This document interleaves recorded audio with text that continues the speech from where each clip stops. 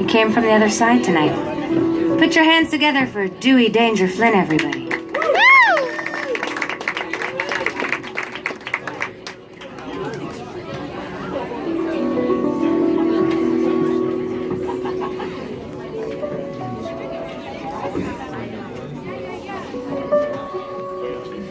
Good evening, ladies and gentlemen, and welcome to the McKittrick Follies. My name is Dewey, Danger, Flynn, Esquire, at your service. Now, you might be asking yourself, when did Dewey, Danger, Flynn get a title such as Esquire? Well, I'll tell you. Since last I saw you, I have had the great fortune of becoming squire to a knight. True story. And not just any knight, either. The most gallant, the most courageous, the most handsome knight in all this land. A knight, yes, who has gone into battle against dragons, devils, monsters, but also a man, a gorgeous man, who schooled in poetry, music, art, languages. He had been teaching me French. Sacre bleu. Had been, I say, until a few fortnights ago, when I woke to find a missive had been slipped under my chamber door.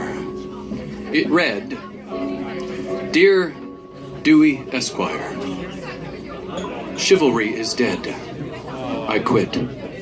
Yours truly, the Knight. P.S. Do not try to find me." Now, I'll tell you what, ladies and gentlemen, normally I would heed my knight's instructions. But I tell you what, I'm Dewey Danger Flynn Esquire, and I took a vow to stand by my knight's side for all times. And I mean, he's all I got. And after all, what good's a squire without a knight? And so, ladies and gentlemen, I have been sallying forth for some time, I know not, looking for my perhaps delusional knight, singing as I go. For if there's anything my knight loves more than swordplay, it's a little travel music. And just when the leaves are turning, 1, 2, 1, the falling leaves drift by my window, the autumn leaves of red and gold. I see your lips, the summer kisses, the sunburned hands I used to hold.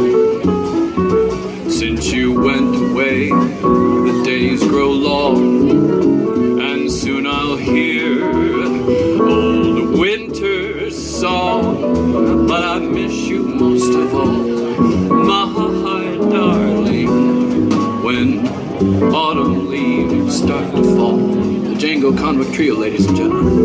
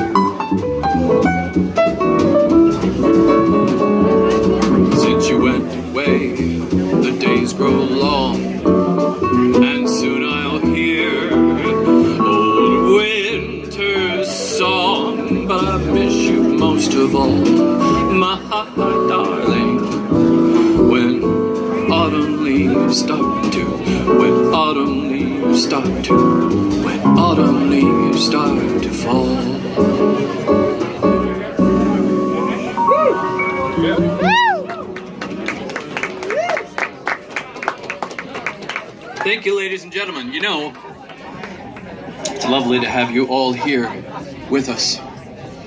You know, searching for a knight who doesn't want to be found is sort of like searching for a needle in a haystack. And believe me, I've encountered a lot of haystacks on my journey. How about a little journey twinkling there, Danny Jones? You know, I think it was somewhere in the middle of Indiana after a long day of searching for my knight. I put down my satchel and I climbed atop what I thought was a giant haystack for some good old shut-eye. And suddenly, I woke up flying high above in the sky on the back of not a giant haystack, but rather a giant golden griffin. True story. Now, if you don't know what a griffin is, well, it's a mythical creature with the front end of an eagle and the rear end of a lion. And another fact about griffins, and probably the most important fact that a person should know, is that they are very easily sexually aroused. And this griffin, well, he took a shine to me. And as we flew westward over the middle of America, it was all I could do to keep him from tarnishing my honor. Lucky for me, this particular griffin was a huge fan of foreplay. And well, I was able to, how shall I say this, bide my time until we reached the Rocky Mountains, at which point I did a swan dive off the back of the griffin and escaped into the Rio Grande. True story. You know, it wasn't until I was traipsing through the redwoods of California that I stopped to think, you know, you've never really been to third base until you've been to third base with a griffin. And speaking of third base, ladies and gentlemen, please give it up for our first guest of the evening, Mr. Evan Copeland.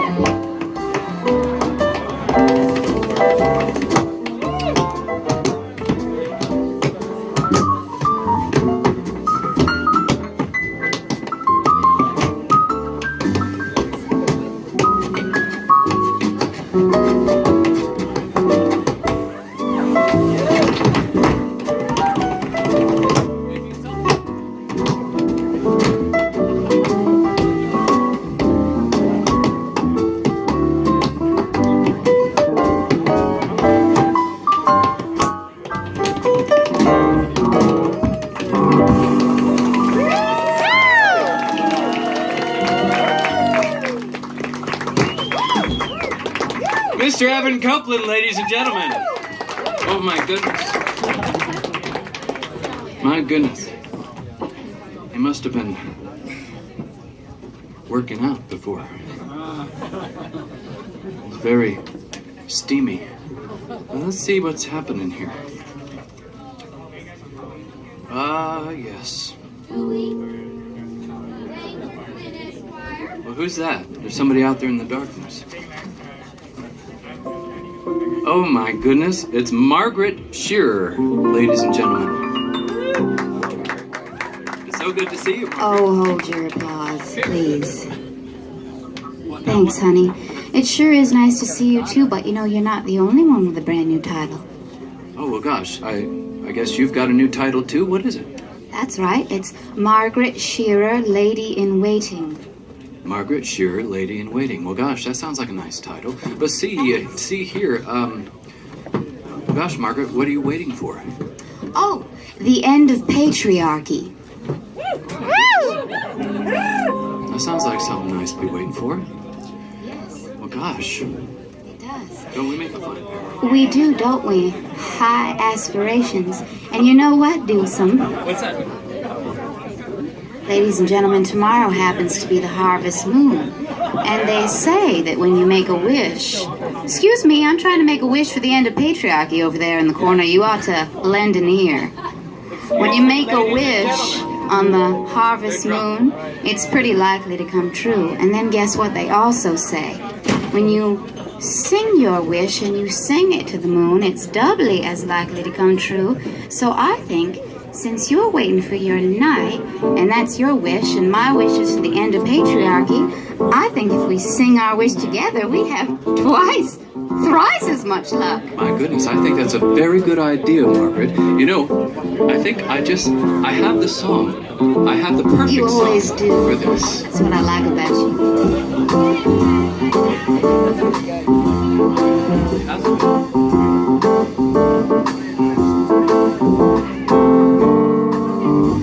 Come a little bit closer. Hear what I have to say.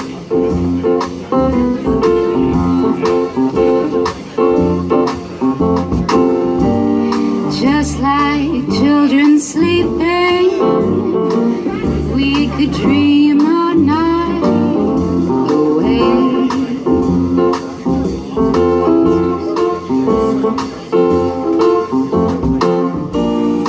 But there's a full moon rising.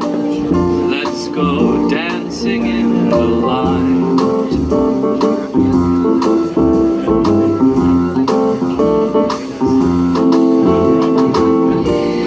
We know where the music's playing. Let's go out and feel the night.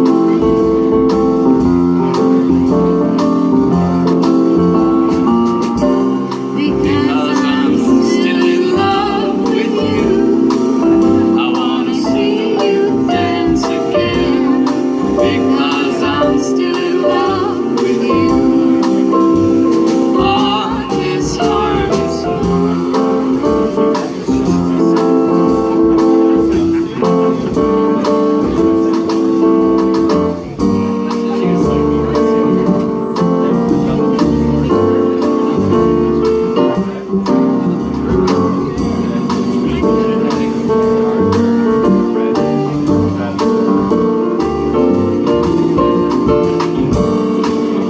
When we were strangers, I loved you from afar. Yes, I did.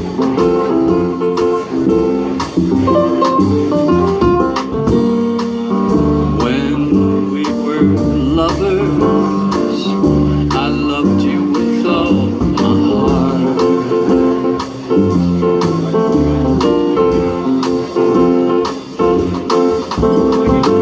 But now it's getting late, and the moon is climbing.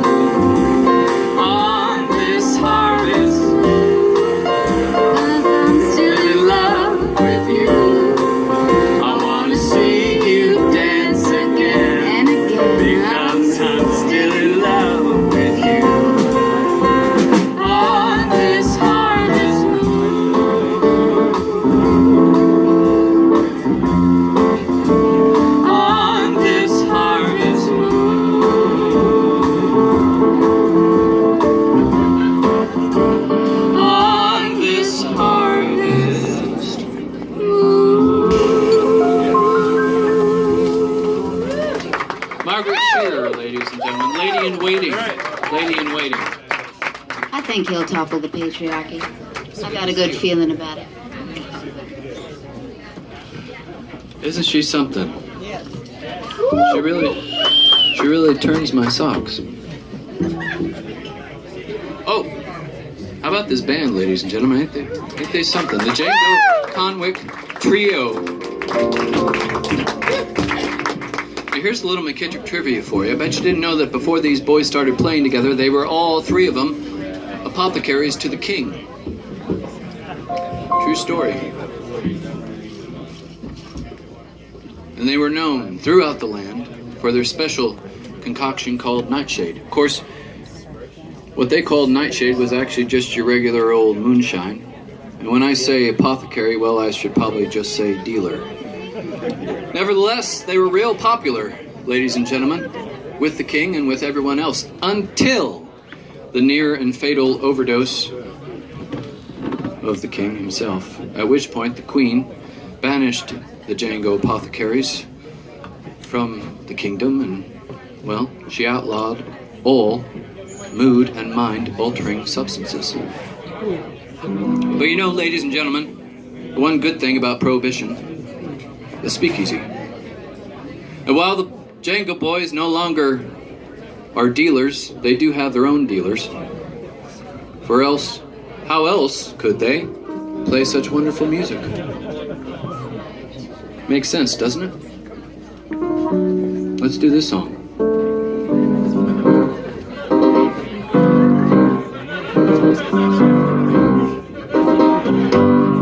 I like my town with a little drop of poison. Nobody knows they're lining up to go insane. I'm all alone. I smoke my friends down to the filter, but I feel much cleaner after it rains. And she left in the fall, that's her picture on the wall. She always had that little drop of poison.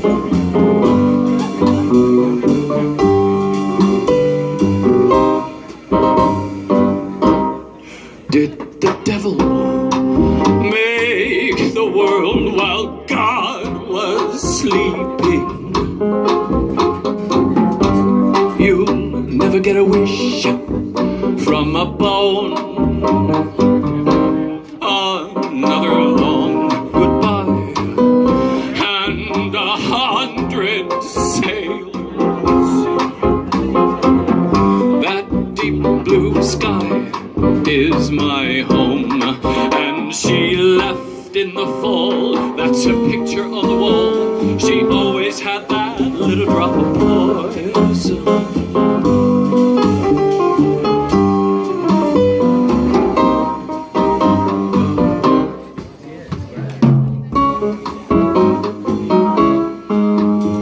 Well, a rat always knows when he's in with weasels.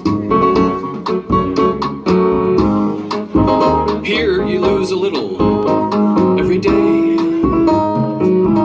Well, I remember when a million was a million. They all have ways to make you pay. And she left in the fall, that's a picture on the wall. She always had that little drop of poison.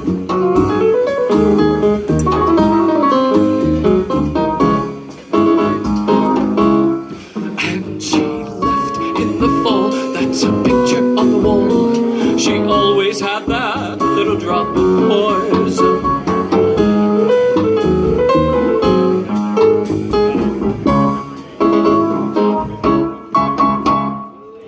The Django Conwick Trio, ladies and gentlemen.